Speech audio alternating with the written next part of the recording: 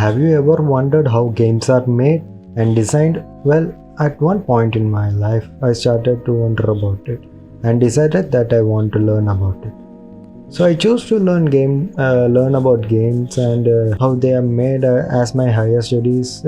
And while I was learning about how games are made, I was wondering what if I shared with the internet and made it rather a discussion with the people all over the world, and also make it as a YouTube video. So that's how I came up with the idea to do videos about game design and game development. Hello, I'm Muthu, and I want to be game designer, and I want to share my knowledge about games and have an open discussion in the internet. This is not a teaching about how to game design, but rather a discussion where I share what I have learned throughout these months about game design and game development.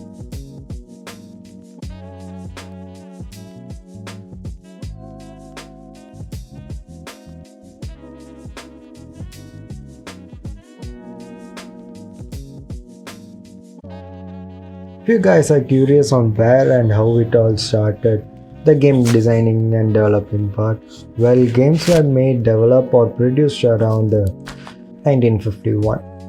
But we are not gonna dive deep into history, okay? Like the first few games to peak at the time was Pong and Tetris, which were considered as the subway surfers of that age. Thus, the game industry had an incline in the stocks, and the people became so eager to work on the dream project. And I think that concludes the basic introduction to the game industry. Technically, I don't think you need the history of game industry to design a game. That's why I didn't write a huge script about it. But basics, if you want to know the basics, those were the basics. Just a small two-line about where it all began.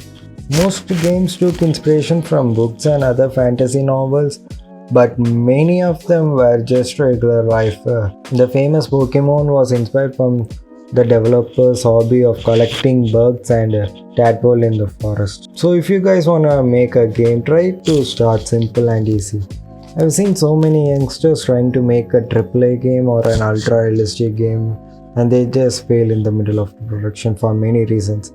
If I were to name a few reasons, most of them face a lack of knowledge on the subject, lack of developing experience, and one of the most common thing is that they would set their scope so high and they would struggle to complete the project.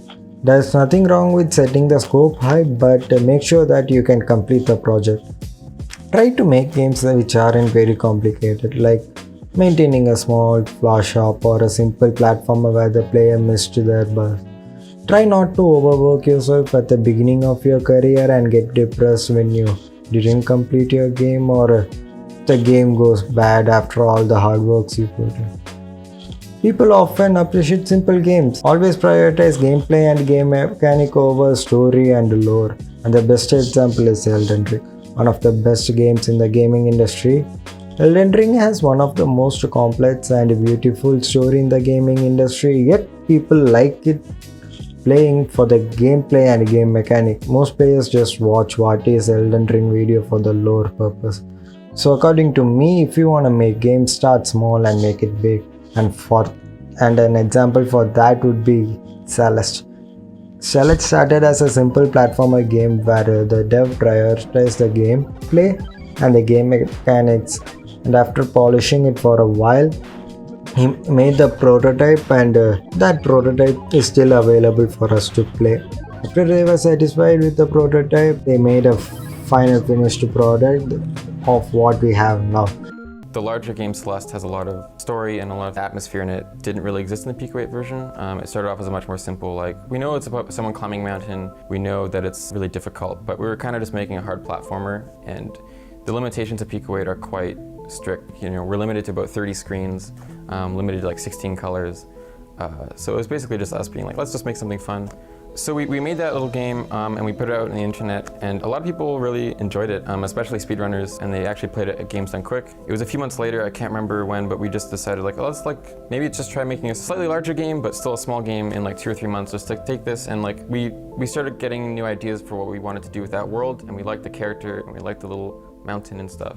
And we said, okay, let's spend like 3 months and make a larger game in something we're more familiar with. Yes, Celeste might have one of the best stories in game, but we got to discover that story because of its gameplay.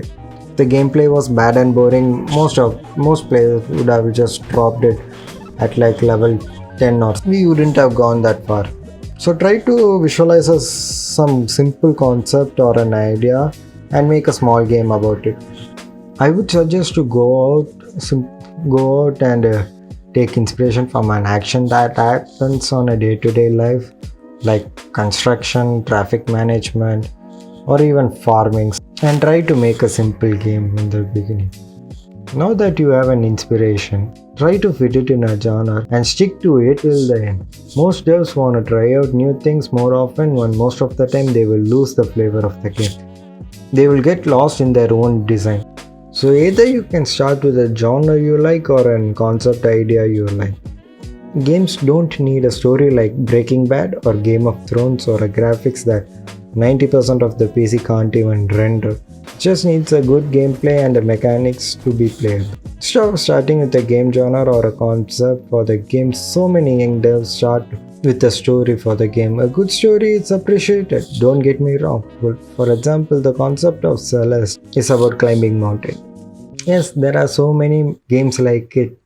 Celeste is mostly known for its smooth and satisfying gameplay, and the story of Celeste just becomes the cherry on top for the game. The best way to visualize it is as the gameplay and game mechanics are the fries and the story is just the ketchup. And speaking of graphics, there are a ton of people who thinks that graphics are cool, and many young devs take that as an important element for their game and mess up their whole game. They will add useless ultra realistic shit to their game and the game will play on like 20 FPS. This is a major issue in the industry as a whole. Even as a new player and dev, many people gravitate towards shiny graphics than actual gameplay. Young devs these days put a lot emphasis on graphics and struggle to optimize the game. What's the point in making a game if no one can play it properly? But apart from optimization section, games don't need stunning visuals to be considered as great games. Games like Zelda, Shadow of the Colossus, and It Takes Two don't have ultra realistic graphics. They are just good game with good game mechanics, and these games are just fun to play.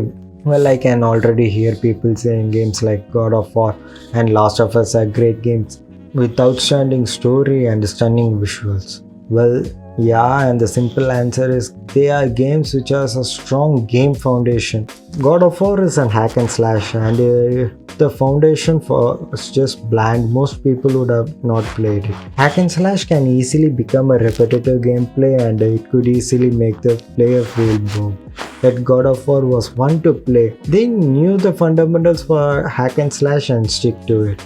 Games like Stanley Parable, Until Dawn, and Detroit Become Human have a heavy narrative part in the game, but apart from the narration in these games, the thing that makes Stanley Parable different is the gameplay itself. These games evolve depending on the decisions that the player makes while playing the game. At the end of it, it's not a movie where players just watching animated characters, cause that's just a different industry. So what makes the difference between movies and games are the ability to gamify an incident and the freedom for audience to make their own decision in that scenario.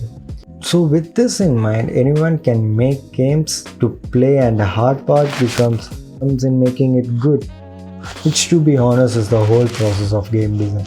When I tell people that I'm a game designer, most people think that I am just a guy that tells an idea. Well, technically they are correct, but my job is not only to come up with ideas, but also make those ideas good playable game. And that's why the real work begins. I have to choose the genre, targeted audience, and other key things to keep in my mind, and other key things that makes a game.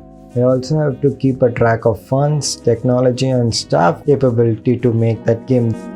There are other things too, but I want to talk about them on other episodes.